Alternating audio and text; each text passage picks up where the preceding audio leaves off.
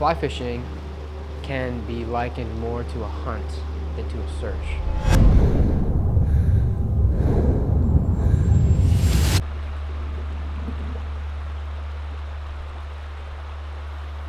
It's a game of hide and seek, is how I've heard it described between a fisherman and a fish.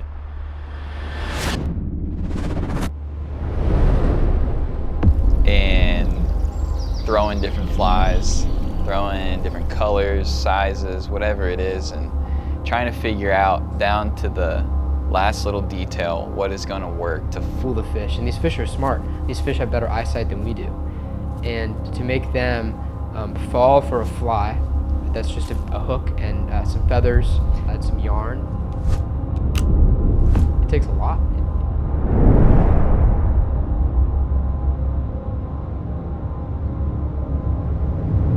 It requires finesse, patience, some agility too. When we're wading out in the river, then it definitely requires some stability and mobility with all those rocks.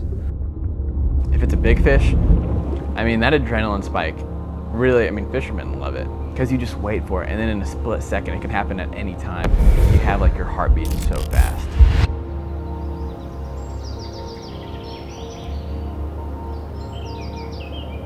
And that's a dopamine hit. That's a reward. You know, it's not just like a serotonin hit of just, oh wow, this is so fun. No, it's like you conquered this fish.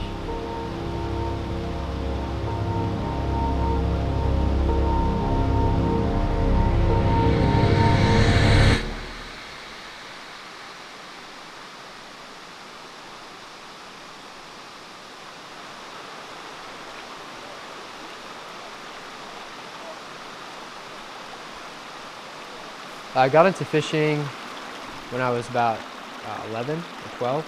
My grandfather gave me a fishing rod to use on the beach whenever we went to the beach one year. And we had no idea what we were doing. We just had this fishing rod and a hook and a weight and some shrimp. And we went out there and I just like casted it out. And all of a sudden it was like a bolt of lightning just struck this rod.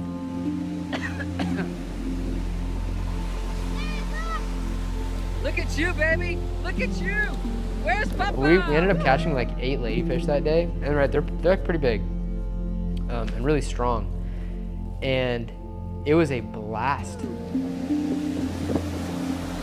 Alex, look at your fish, baby! Wow! Woohoo! Yeah, something changed. Like there was a click where I was like, "Whoa, this is real." I just, there's this wild animal that I just wrangled, But ever since that day, it was just like, what is this fishing?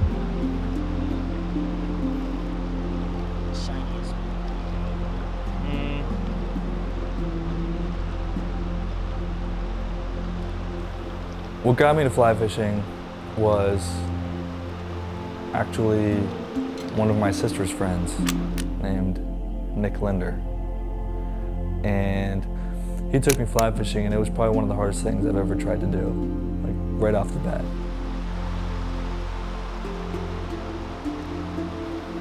And I mean, it was challenging, but something about that challenge made me want to do it again. So the next day, I went over to Alfred Outfitters, got my Orvis Encounter rod and reel set up, bought a few flies, and brought my little fanny pack that my mom had, old fanny pack that she had, and that's what I started off with and fell in love with it.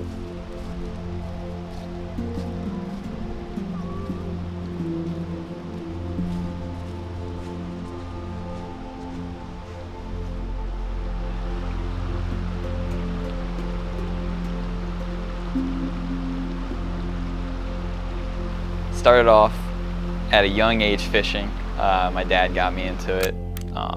We would go camping, I would go fishing, and we would spend some weekends going fishing, North Georgia, around the mountains, sometimes around home in Woodstock, but it really started there.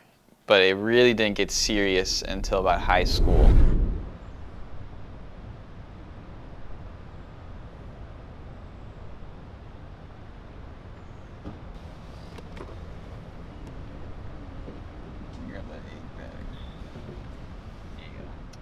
know you're gonna use this later. Right before going to college, a grandfather figure of mine gave me a fly rod. Because I'd always gone to the river growing up and I'd use a spinning rod.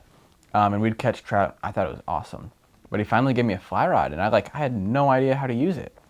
And Alex was huge into fly fishing. He's like, you gonna go? And I was like, sure, I just got this gear, but I have no idea how to use it. And he was like, don't worry, I know how to use it. I'll show you how.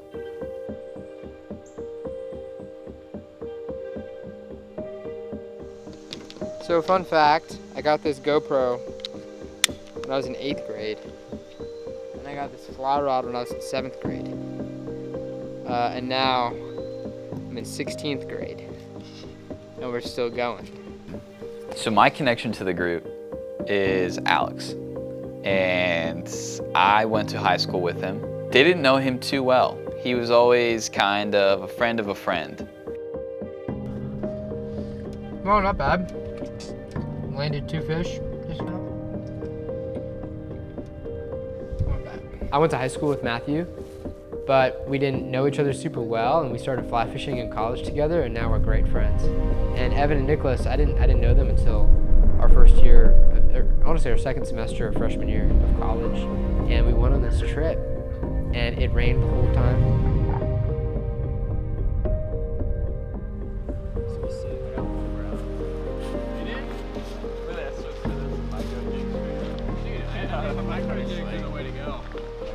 And so it's pouring down rain, and Evan had an Eno-tarp, but I didn't have one, so I had to stack underneath Evan.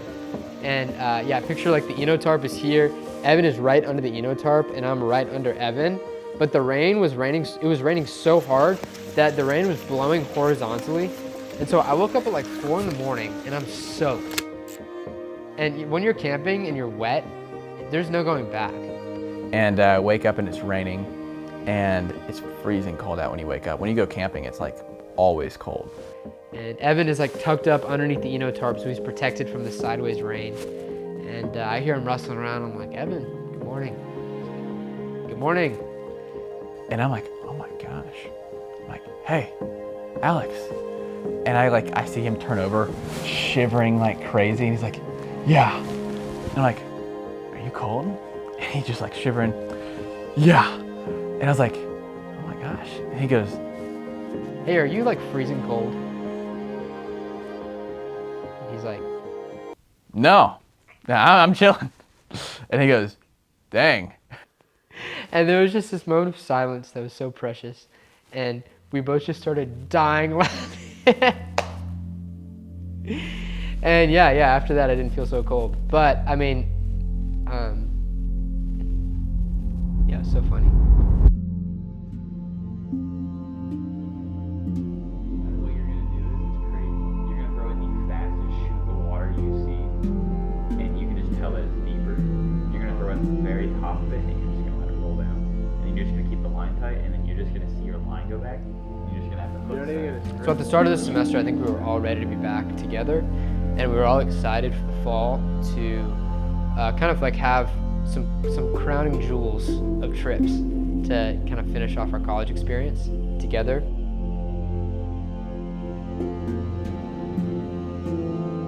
We had this weekend planned in late September, and we were just stoked. And we were wondering, honestly, we wanted to branch out a little bit because we've really hammered a lot of the trout in North Georgia. So Matt, when we were doing these meetings to get ready for the trip, it was awesome. Matt would make this full presentation for us, a slideshow. He'd have this fish species going, he'd have a map pulled up, he'd show us like the itinerary, and we were like, holy cow, this is like the best thing ever. I kind of had the mindset of this weekend can't really be like bad.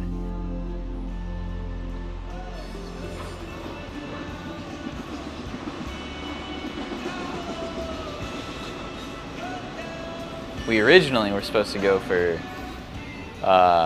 late summer, early fall smallmouth bass, and maybe some brook trout, high elevation brook trout, in the southwest side of North Carolina.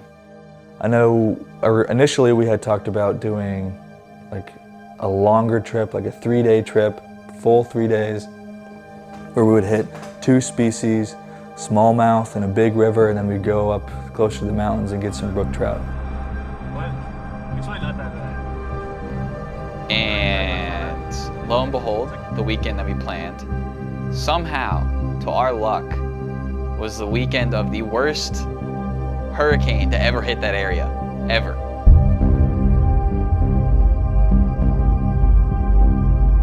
This is the city of Asheville in the western mountains of North Carolina, 2,000 feet above sea level. They literally got like 10 feet of water everywhere. It would have been deadly. Like it would have been dangerous for us to go. As many as 600 people are still on the missing list as search teams fan out across the state, navigating the worst flooding to hit the region in a century. I mean, normally hurricanes don't affect us that badly up here. We thought, yeah, maybe we get some rain, maybe the waters would be a little, the rivers would be a little high, but that Asheville was just like wrecked by this hurricane, and the flooding and the roads were just all destroyed. I mean, they're still destroyed right now. The one weekend that we think everybody actually has time to go fishing, it gets canceled because of the hurricane.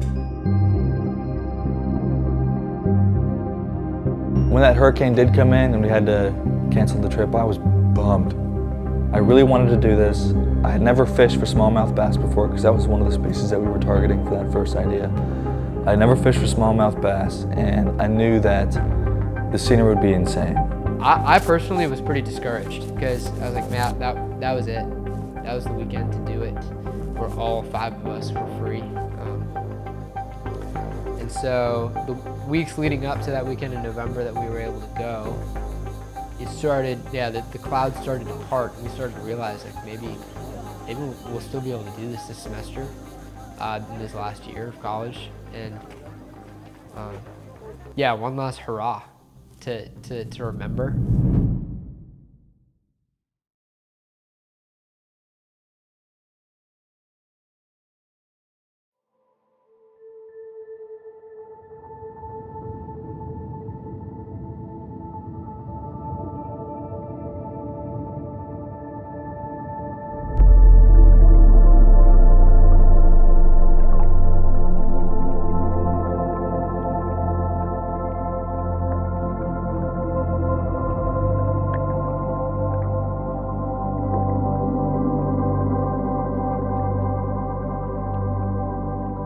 So we rescheduled and we chose this river because of the trout population there. There's a heavy stocking, so the State Department puts a lot of fish in there, so you know there's a lot of fish, so we presumably would catch quite a bit, which is always fun.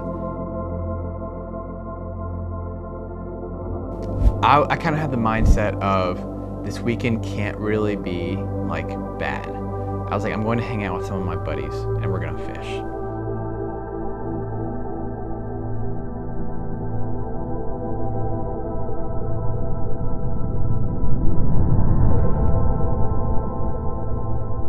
There's this scarcity feeling.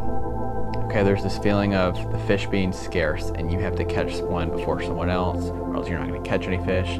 But at the same time, like, you clearly want one of your friends to catch a fish, right? So you want everybody to catch a fish, but at the same time, you want to catch more.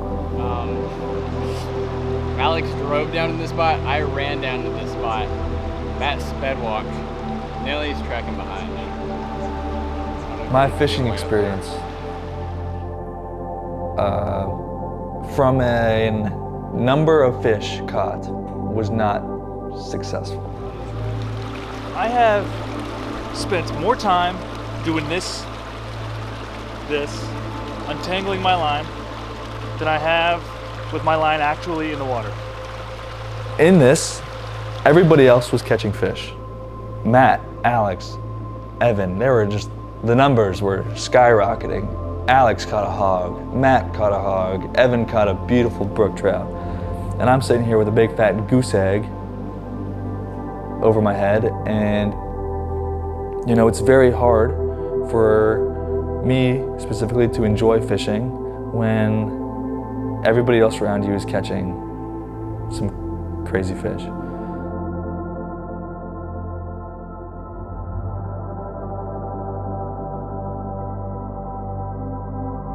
And really, it doesn't make me feel good. You know, I don't like thinking that way and kind of having this sense of pride. But the beauty of fly fishing is that that's just the way it is, you know? And it gave me an opportunity and gives everybody else an opportunity to kind of set aside my pride and just enjoy the time I'm out there.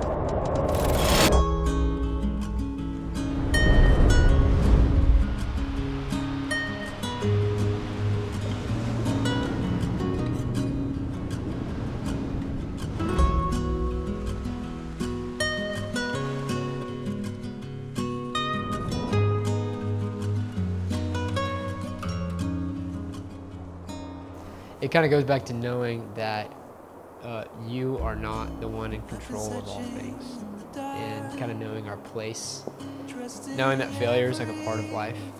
Failure is a point of growth. It's not a defining thing.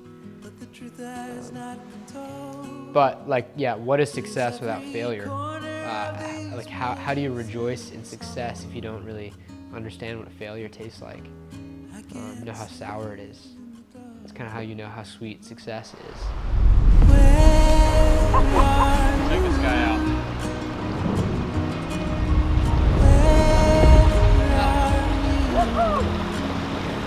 Let's go.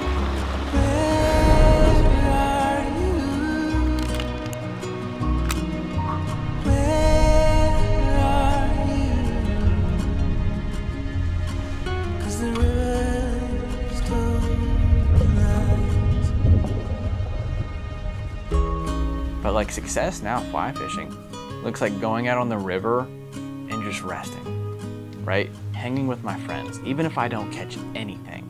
I think it was super important to step back in those moments for me and realize why I'm here. And like I mentioned earlier, it wasn't for the fish. I mean, I could catch fish, especially stock trout, any day of the week, but it's not every day that I get to go spend with those guys. My blinded eyes can't reveal I have like a great appreciation for the time that we spend together. I know that every day is fleeting, especially in this last year of college. Like it'll never be like this again, which is like pretty sad, but also really exciting. Oh my God. Pure adrenaline. That it's almost like just one more cast, one more cast. Nice. Cheers.